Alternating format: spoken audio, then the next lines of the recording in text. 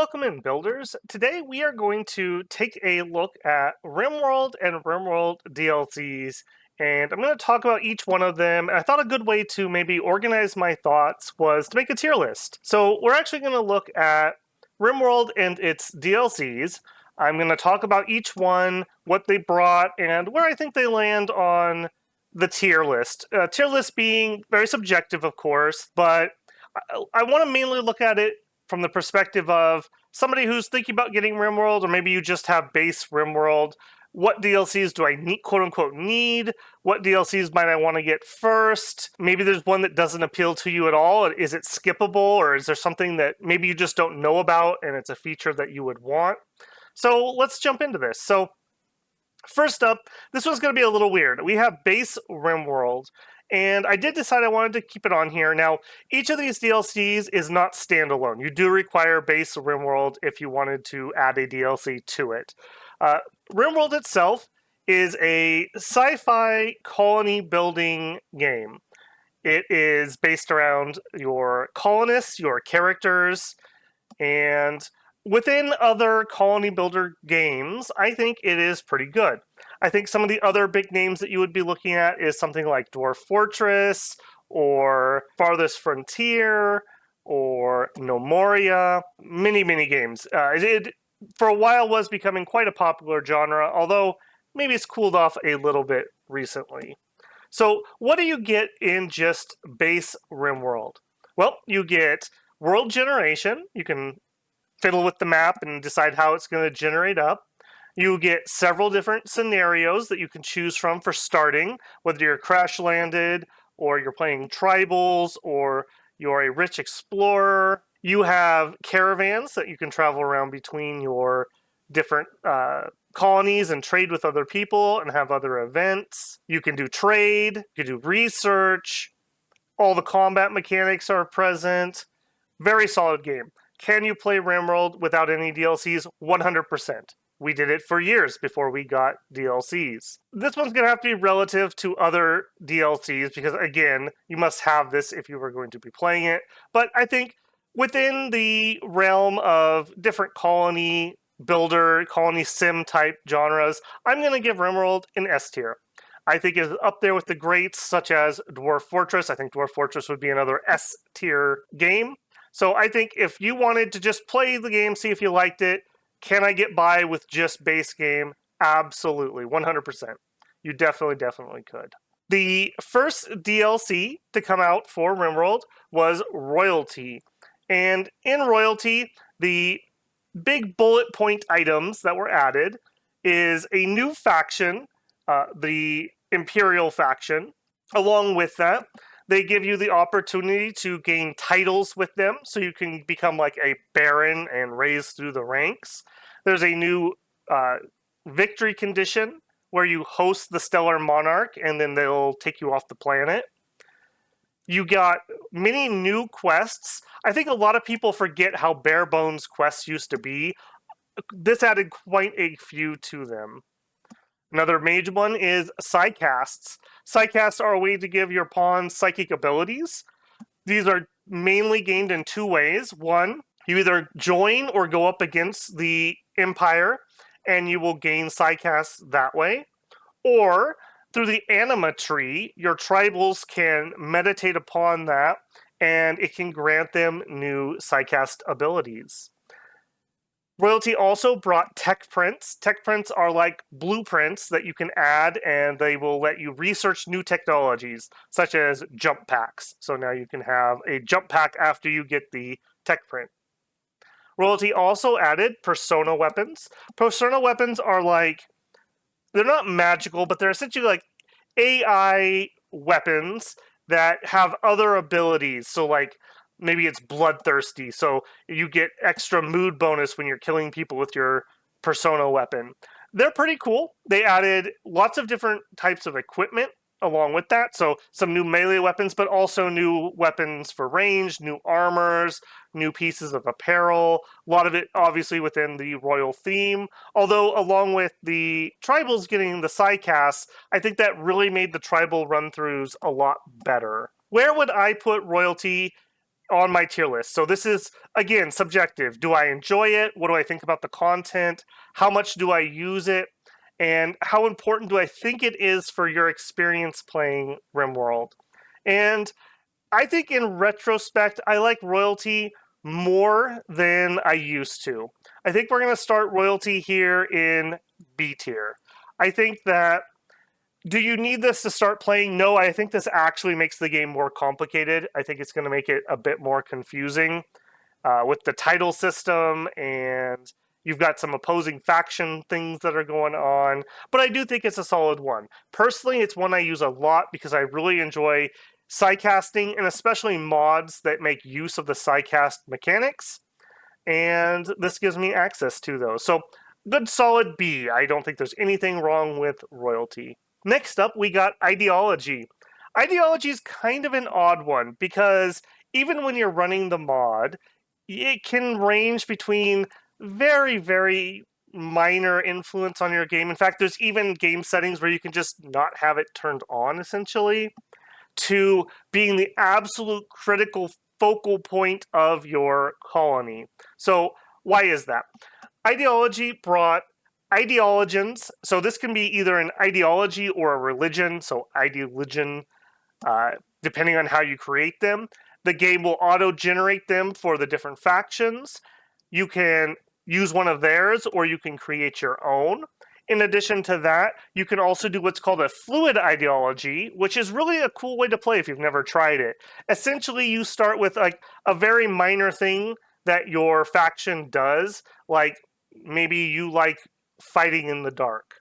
And as you do certain actions, you gain points and you can further evolve your ideology. And it makes for really interesting gameplay. So, like a roleplay example would be you crash land on the planet and you're just a group of hardworking individuals. And you do various things, you gain various points, but then like you have a really bad winter and you have to be cannibals. Well, you could add cannibalism to your faction. And now you've like fully embraced that, and you have different bonuses and penalties based on what cannibalism is happening. And there's lots of different examples. I feel that there's enough to make pretty different colonies, and again, mod support can add a ton more. So, good solid base there. Along with your ideology, we have the concept of roles. So this would be like your leader, the like high priest, HR manager type person, and then you can unlock various ones based on your selection of ideology. So maybe you have a melee specialist or a research specialist or a doctor specialist. They're pretty fun. They add different flavors. They're great for role play. If you're just a power gamer, there's very powerful bonuses in there. Very, very interesting and fun to use. It gives more importance to certain characters and fleshes out their story. We also have rituals. Rituals are lots of different things, from having funerals to having dance parties, all kinds of different things like that, and all customizable. And you can change the rewards a little bit. You can have it be at a whim, like, hey, we just have a dance party whenever we feel like it. Or you could have, like, we have not Christmas on December 15th. And you can really customize that. Again, it adds a lot of flavor. I tend to find that if I spend a lot of time making customizations in my ideology, my roles, and my rituals, I tend to really get more into the story of the colony than if I just take something very power gamey or very light. Then ideology doesn't play nearly as much of a role. Next up, it brought in the concept of styles. Styles are basically just alternative graphics for different items that will give bonuses or penalties to characters. So for example, if I have a flame worshipping cult and I have flame worshipping cult type items, people will be more happy. So they have things like morbid or spikes or totemistic, and it'll change things like your helmets will look different. Your dusters will have spikes on them because you're a mean raider, or you like skulls on everything. They're pretty cool. They add a lot more flavor. They add a lot more just fun graphics. Like, it feels different to play a morbid spike core colony than it does a nature worshipping totem colony. So I like that feature. It's very subtle, but I think it adds quite a lot. And mods also make pretty good use of that to add new graphics to things without having to add or overwrite items. So you don't need 20 different rifles. You can have the same rifle, but it looks different based on your ideology. It also added the concept of slavery to RimWorld. And it's an interesting enough system. I tend to find it's relatively weak. There you have pretty strong limitations on what slaves can do. You risk rebellions. You're still upping your population, so you're making the raid points higher, so things are harder for you.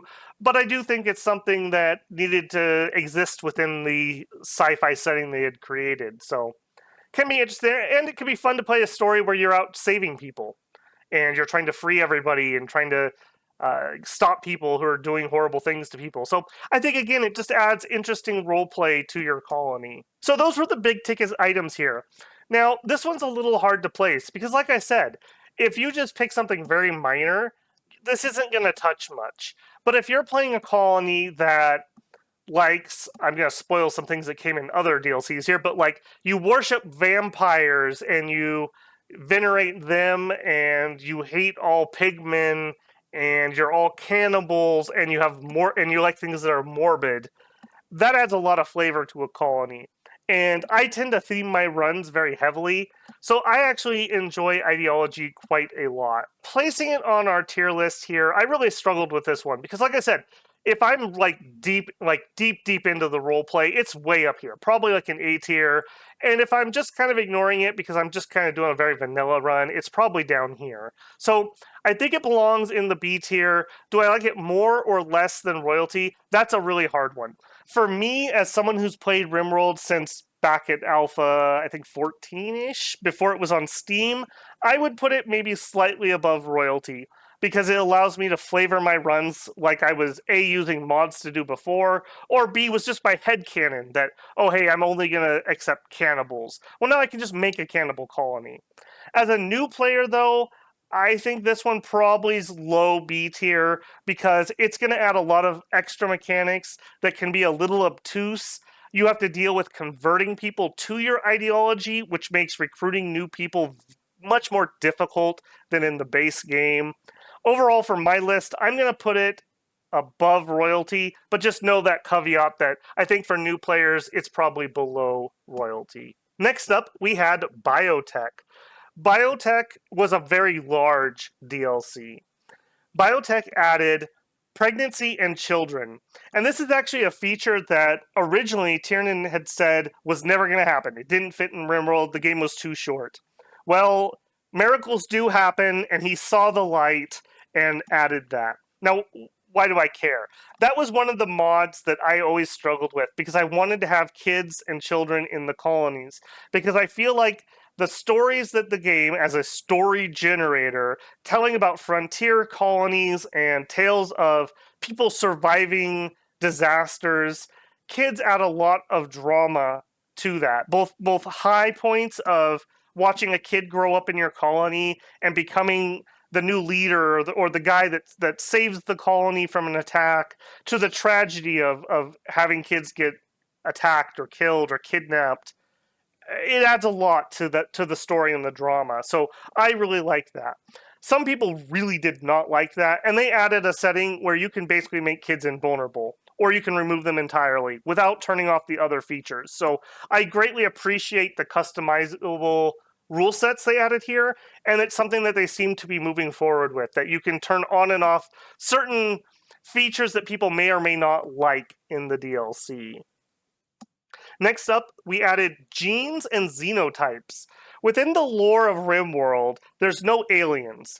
Everything we run across are humans or human-made, even the things that seem rather fantastical. Genes are, just as the real world, the things that make up living organisms. And xenotypes are different bioengineered humans, essentially. So, for example, we have pigmen, who were genetically engineered to make better organ donors, and they just became essentially their own race of people. We have Neanderthals, which are essentially humans that were kind of engineered to be like Neanderthals. They're big, they're dumb, they're tough, they're strong. And we got several of those. We have imps, which are heat-loving, fire-breathing. We have the Yiddikin, who are the furries that like it cold and they're really lazy. I hate Yiddikins. We have several different types, and including essentially sangophages, which are vampires for all intents and purposes, that have nanomachines that turn them into essentially vampires. But it's really cool. Again, it's a system that on some playthroughs, maybe you don't interact with overly much. On others, maybe your entire playthrough is centered around, hey, this is a colony of imps and we live in the desert. Or, you know, we only like baseliners. We don't like any of these genetic freaks. So again, lots of story possibilities. They're pretty different. They're good at certain things. They're bad at certain things. They like certain things. They dislike certain things, and they're very customizable. You can either generate your own xenotype before the game starts and customize it however you would like with a point buy system, or in game you can research technologies and you can do gene experiments on people. And I think that added quite a lot. And it also consolidated down one of the larger mods was mods that added aliens, because some people want aliens in their sci-fi. And while these aren't technically aliens, they add that flavor of different types of people and things and monstrous things and fantastical things. But it also added really good framework for mods that did want to add just straight aliens. So the modding support there really opened that up. I think the gene system is great. I've made a few modifications. So, like, I added pigtails to the pigskins with just a little minor bit of modding. I just thought I wanted pigtails on my pigskin, so I did it. I quite like that. Biotech also added mechanators. Mechanators are people who basically have a cyber interface and can build and control mechanoids. Some of them are kind of similar to the mechanoids, which will attack you. They're one of the antagonists of the setting. And some of them are pretty different. Like in my YouTube series, we have a bot that does nothing but haul for us. We have one that does all of our farming, and we have one that does all of our queening. And those are all based on my mechanator who kind of controls them. A fun system, it added in a new scenario that you can start as a lone mechanator and try to play the game that way. It added in the concept of bosses. You can summon in these mechs to fight, and they give you rewards that let you climb up the tiers and make better and stronger mechs. A lot of content there, very fun. They have this as a separate bullet point. They say mech gestation. That just means building your own mechs. And it's a pretty involved system when you get to the advanced mechs. Like, you have to scan people's brains, or maybe even, like, brain fry them to get the stuff you need to make an AI core that can control a mechanoid. Good stuff there. It also added in the concept of pollution. You generate waste packs based on your mechanoids. There's also power generation based on that, and lots of events like to hit you with pollution. And it is like a radioactive wasteland level of pollution, where you will end up killing the local wildlife and replacing it with weird, dead, mutated stuff that's not friendly to you. And one of the xenotypes even prefers that. Like, they get empowered by living in the pollution, and they have different foods that they can grow there, and they might like to use technology that pollutes, whereas most people would not like that. So I think that added a ton there. So overall, I think you could probably tell from my gushing a little bit, Biotech is my probably favorite of the DLCs. Like I said, I really like the stories around having the children in there. I was somebody who did like adding aliens. The xenotypes work flawlessly. They're not as buggy as like the aliens, and did it with the kids. The kid mods were kind of buggy because the game just wasn't designed to do it.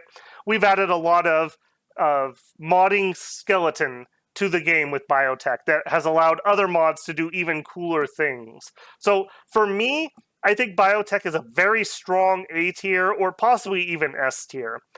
For this list, I'm going to leave it at A tier. If you're a brand new player, I think you'd probably want to play base RimWorld first, and then maybe Biotech could be the first DLC that you add. I think having the kids makes the game harder, because not only does the mother, she's kind of out of it for a while having the kid, you have a colonist that is helpless and does nothing but take up your time. It's a kid. you have to take care of them. They're going to get themselves in trouble. The local warg is going to eat your favorite kid, and everyone's going to be sad about it. It does add a step of difficulty, but it also adds a lot of depth. I think there's a lot there. You can have cool stories about building frontier towns or surviving crash lands with a family. You could have like an Oregon Trail type playthrough. I think there's a ton here. If you want aliens, it's here, and if you want mechanoids, it's here. So very strong DLC in Biotech. Finally, we have Anomaly. Anomaly is the newest DLC, and perhaps if you watch my other video, the most controversial DLC. It is much more focused on a specific story, where ideology tells many stories about many people's different beliefs, and even royalty tells the story about either you ally with the Empire, you ignore the Empire, or you even fight the Empire. There's lots of different stories, and even if you ignore the Empire, there's a lot of other content. In Anomaly, most, and I would say like 95% plus, is about the story of dealing with anomalies. The anomalies, I gotta be careful here because I don't want to spoil too much, are powered by a man-created entity that has gone haywire and is... I wouldn't say it's trying to kill you because it's more of like a Lovecraftian, like, it doesn't even see that you exist and you just happen to be there while it's doing things that are bad for you in a lot of instances. So there's the rub for a lot of people. You are either playing a heavy Anomaly run or you're not. There's not a lot of middle ground. When the DLC came out, there wasn't any middle ground, but in subsequent patches, they have allowed you to have some Anomaly content without going both feet in the deep end with it. For Anomaly itself, it added Void Study. You can capture these entities and you can study them and learn secrets from them, which results in new equipment, which results in other types of bonuses for your colony. You can unlock essentially psychic rituals and more rituals. So, for example, you can abduct a random person. Why would you do that? Well, maybe you're a cannibal colony and you can abduct people psychically and eat them. Or you can provoke the entity to attack you so that you can fight the monsters and get things from them or capture them and study them. They added the monolith. The monolith is the primary story element if you're following the Anomaly story that is awakening and it has something to do with the Anomaly and what's happening. It is a new scenario and a new ending to the game. They added the entities themselves. These are very Lovecraftian or SCP type entities. So they're just things that are kind of sort of beyond human understanding, and they have huge effects on you. And you have to find a way to generally overcome them or work with them and study them to overcome the challenges that they give you. It added containment of said entities. So this is where the SCP monster study evil laboratory type thing comes in, where you can capture those monsters and you study them, which unlocks new technologies, new ritual type things, and gives you points. You also can collect things. There's a special material that you collect from the entities that you can use to make some of the equipment. You can generate electricity from them, which could be pretty powerful because running out of electricity is pretty bad for most colonies. And their final bullet point is those extra psychic rituals, which are pretty neat, but again, you have to kind of focus your run on that if you want to use them. Where does Anomaly land for me? When Anomaly first came out, I was very disappointed. I think I would have put it way down here in D tier. Because it was an all or nothing system, the list of things that you can use when not doing a monolith run was very little. I'm talking like a door, a couple guns, a wall light, which we could have already gotten from a mod. Like, there's not a ton there. However, subsequently, they've done a couple patches. They've integrated it better into the game. I do not think they have gone far enough. I think that we should have genes from Biotech on some of the entities.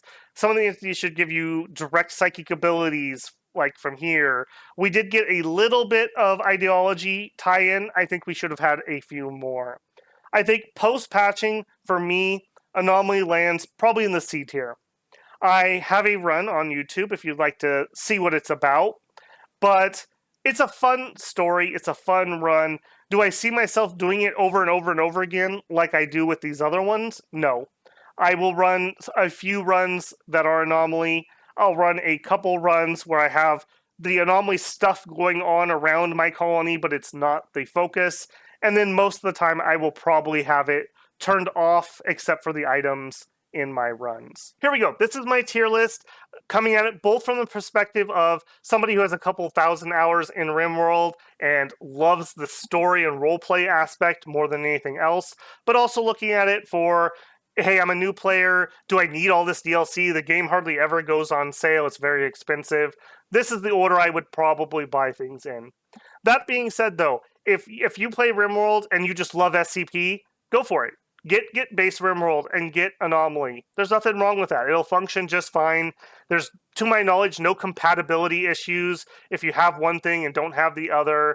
It's fine. Overall, I would say very strong DLCs here. Maybe that last one was a bit of a weak side. Hopefully we'll see a little bit more patching that integrates it a little better. Tell me what you think, though. I'm curious. In the comments of some of my other RimWorld videos, people have expressed kind of their personal tier list, and I think quite a few people have something similar to this, but maybe you're one of those SCP people and you really love that. Let me know what you think about it, and maybe I'm just full of junk and you're like, no, you're completely wrong. I absolutely hate biotech because kids are the devil, and I hate pigskins. Yeah, I'd be curious to see what people had to say about that. Otherwise, I'm still enjoying my RimWorld playthrough. If you haven't checked that out, definitely do. It's a bit of fun one. It's hit a tragedy arc lately, and things are spiraling out of control. Hopefully we can keep that under control. Otherwise, thank you for your time, and let me know down below what your thoughts on this are. I'm really curious about it, and maybe if you're really gumptious, tell me what you'd like to see next. What is the next DLC you'd like to see? For me personally, my big one was biotech, basically. They added most of what I wanted. I think everything else is gravy for me. I'd like to see maybe spaceships and vehicles, and maybe a bit more with traveling and visiting other places and diplomacy. Everything beyond that is just bonus to me. All right, builders. I hope you enjoyed this one. It's a little different than what I've been doing. Let me know if you like this, and I will maybe revisit some other topics and do something similar. Or maybe you just absolutely hate tier lists, and let me know that, and I will move on.